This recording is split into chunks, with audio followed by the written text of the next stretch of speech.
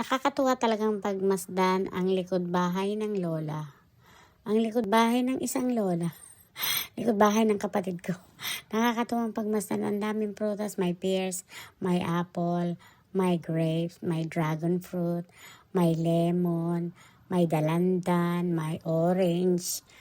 At ang pinakapaborito ko din sa lahat ay ang persimmon. Persimmon, tapos may mga bulaklak pa siya, may bonggam-bonggam bilya. May mga kalamansi, may bunga. Diyos mio. Pakatapos, meron pa silang puno ng saging. O diba, excited namin gumorader.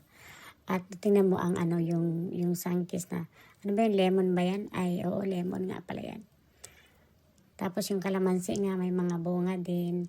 Ayan, ano yung maliliit na yan na dilaw. Ay, orange.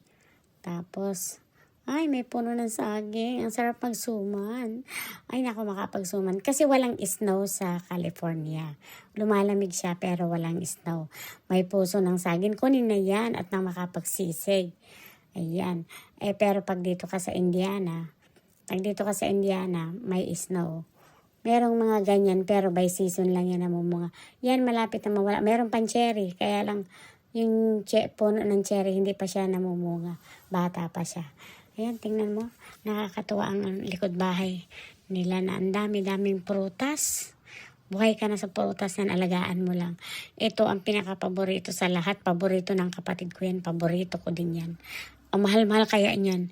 Nung nasa Qatar ako, pag bumibili kami niyan, yung pinsan ko, paborito niya yan.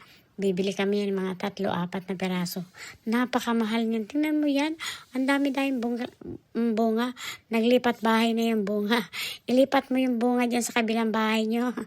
Huwag mong pabayaan lumupaypay sa kabilang bakod. Sayang. O yan, hinog na. Pitasin mo na yan. Ang sarap niyan. Diyos mio. Nakakatuwa naman. Tingnan mo ang mga grapes. Oh. Ang dami din bunga ng grapes. Oh. Diba?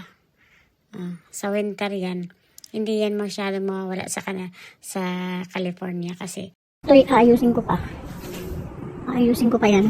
Gagawin ko parang dito. Magbilutuan, may ihawan. Lagyan ko ng set na upuan. Para sa gabi dito, masarap umupo. Lalo na pag yung winter na. Kita mo ano yun, sa kapit. Bahayan laking puno.